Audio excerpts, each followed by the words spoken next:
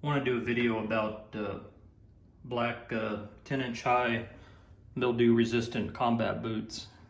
These are the boots that the U.S. military wore from 1984 to 2005 or 2002 to 2005, depending on the branch of the military. These were very popular with young people as well in the U.S., Europe, and other places. And they have remained popular till roughly the mid-2000s, but these days you don't really see too many people wearing them, but back in the day they were super popular. And the military now, of course, they wear the tan combat boots because they're more breathable and they're just more reasonable for hot weather conditions. But if you were in the military back in the 80s or 90s or even before, you wore a boot very similar to this.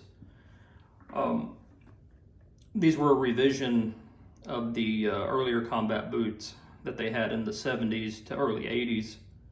And like I said, they released these in 1984, and they did 3 revisions to them, and then they did 1 amendment to them. So they had made some minor changes till like 2000 or till 1993, and then the amendment was in 95. But for the most part, I mean, they remained pretty much the same.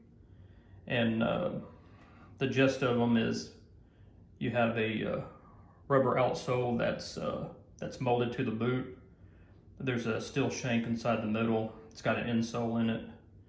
And then there's reinforcement in the heel, reinforcement in the toe.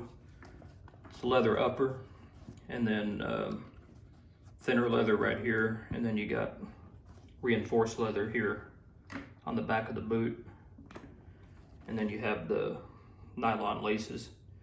But there was a lot of thought put into these boots when they were designed back in the 80s, and you know, by today's standards, they're not considered to be very modern, but they were a huge improvement from the combat boots that they had before. And the thing about leather, any type of leather shoe, is out of the box they're not very comfortable at all.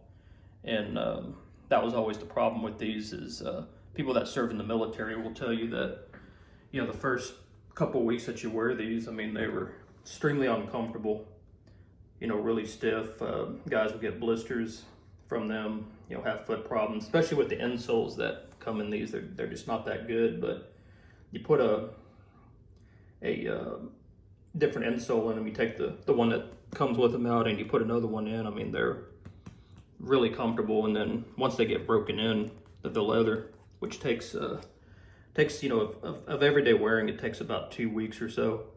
And then even beyond that, a month, 2 months later, I mean, they're gonna continue to get more and more comfortable. And best way to break them in is just wear them with a pair of nylon or polyester socks, you know, some type of a moisture wicking sock. You know, don't wear you know, 100% cotton socks with them, because what you want to do is you want to get as much perspiration as possible inside of the boot, and that's going to help soften and shrink the leather. And then if you can, spend a lot of time out in the hot sun, because that's going to help your foot heat up. It's going to help it perspire, and that's going to help the leather shrink, mold to your foot. And then the other thing is you want to apply some sort of mink oil or boot cream to them every single day that you wear them. You know, when you're done, just let it dry overnight. That's really going to help with the overall comfort. And then it's also going to minimize getting a bunch of creases inside the boots. Like if you look at these boots right here, these have a lot of creases on them. Now these were from 2003. These are made by Ultima. And then these right here are from 1997. These are made by Research. And these are just way better quality boots. The leather's a little bit thicker on them. It's a more premium leather. Feet breathe a little better in them. And you know, they just feel just more sturdy, better on my feet. These right here, they're okay, but you can definitely tell, you know, that they had kind of skimped on the quality. It's a little bit lower quality leather. Leather's a little bit thinner. And the boot, just in general, these are 9.5s. So what I did is I bought these first, and then I thought they were just a little bit too big, so I went ahead and went from these size 10 down to size 9.5.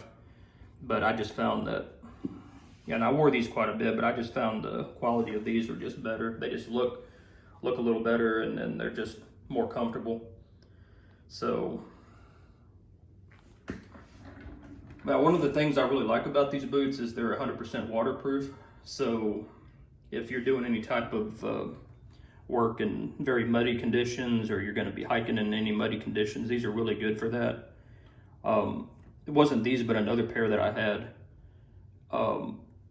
I wore them to pressure wash my driveway. I've worn them at my mom's house when she had a bunch of drainage issues in her yard. Her yard was real muddy, and I was at some points I was up all the way to here in mud.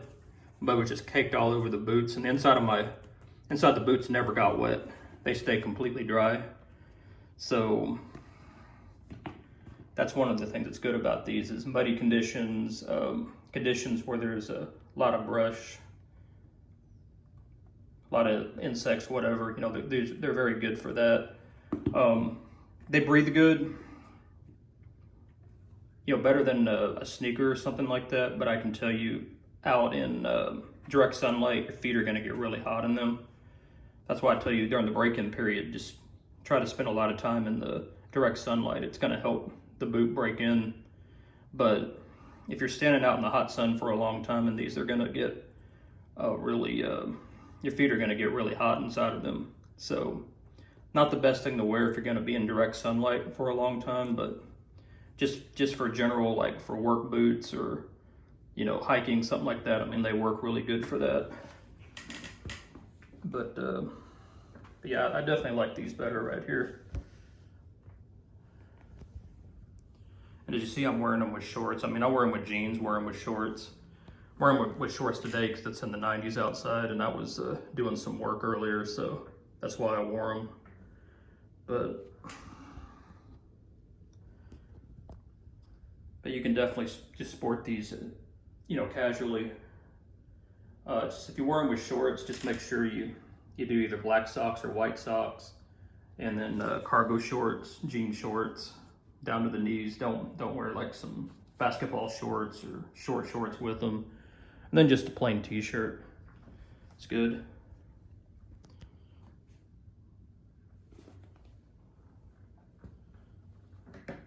But yeah, that's pretty much it. If you have any questions or any comments, comment down below. Thanks.